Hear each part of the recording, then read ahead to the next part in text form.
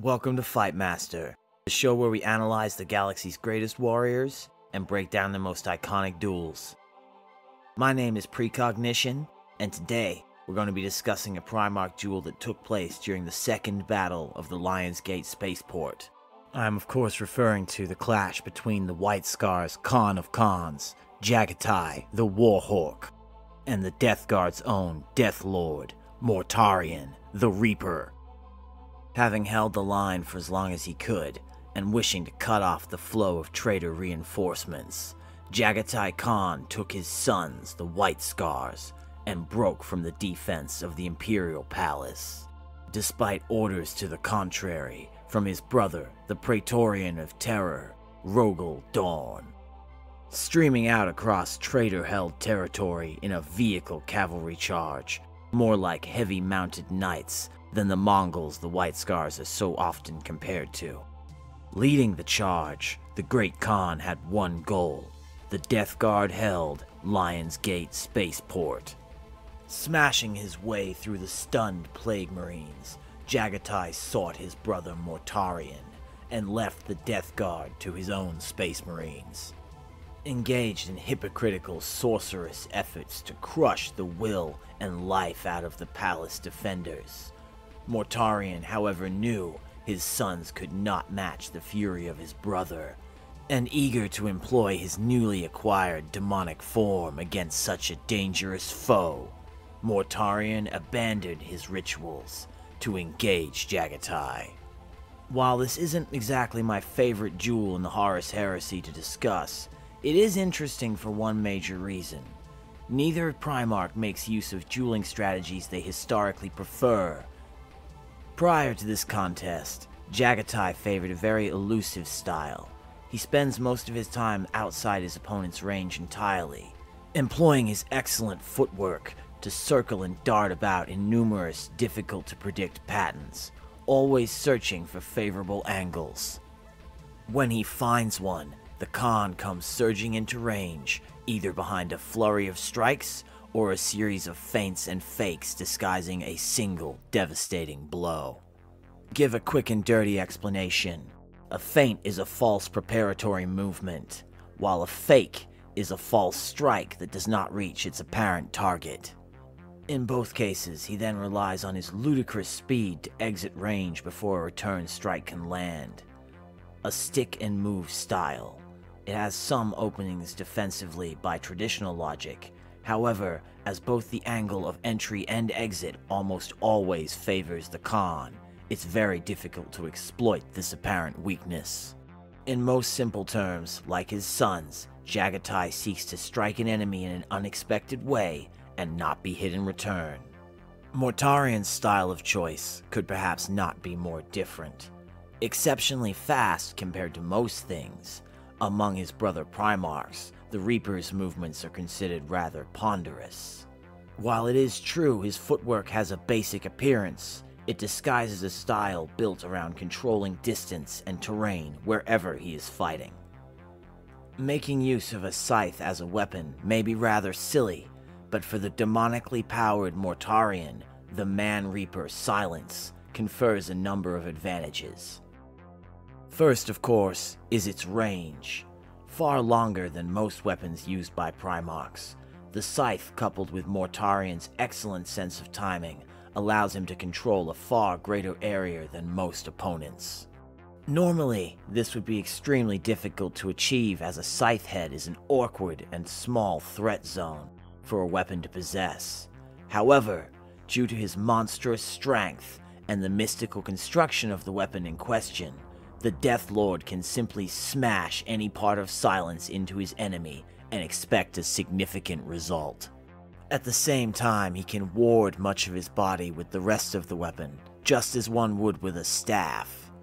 In a melee contest, Mortarion uses the range of silence and steady movements to methodically drive his opponent into whatever will serve as a corner, seeking to create a scenario where his opponent must remain within his range at all times, but be unable to stay within their own effective striking range for more than a moment. Driving opponents back with heavy but well-placed blows, or simply interposing himself in any attempt to break out. Mortarion is of course famously durable. He's happy to endure attacks to maneuver his opponent to unfavorable ground, or simply take a hit to give one. The Death Lord could be described as a counter-striker, even if he sees it more as a contest of wills than something technical. He still also deserves credit for his ability to roll with blows just enough to rob them of lethality. What's interesting is, none of that happened at the Lionsgate spaceport.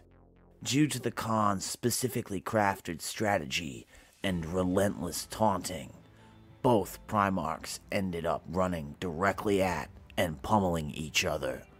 By disregarding his own safety and seemingly giving in to anger, Jagatai was able to lure Mortarion into what he believed was a contest of endurance. Something the Death Lord was certain to win.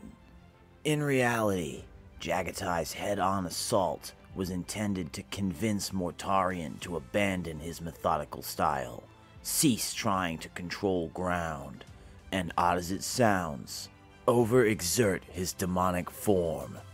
A creature of the warp, his physical gifts may have vastly outstripped those of the somewhat mortal Khan, but if the Reaper began to believe he was losing, it could become a reality. In most cases, if someone believes they are losing a fight, their speed and endurance both suffer as they become more and more tense. Just as importantly, their technique usually suffers, for the same reason. How much one's self-belief affects a demon prince is unclear, but it cannot be ignored. So before he could win in the physical world, Jagatai intended to win this battle psychologically. He did this by convincing Mortarion he was going to engage him in a contest that favored the Death Lord. The Khan convinced him on some level that this was going to be an easy fight.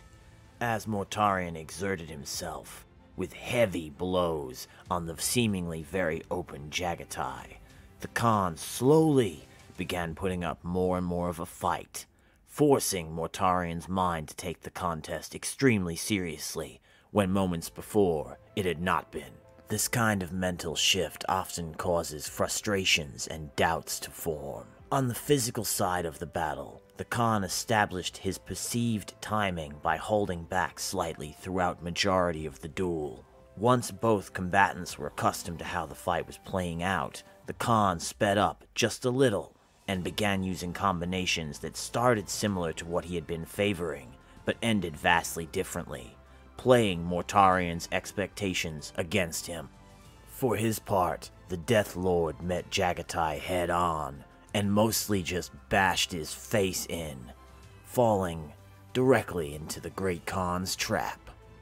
Knowing the White Scars would be unable to dislodge the famously tenacious Death Guard from the Lionsgate spaceport without some sort of X-factor, the Khan once again turned to psychological warfare.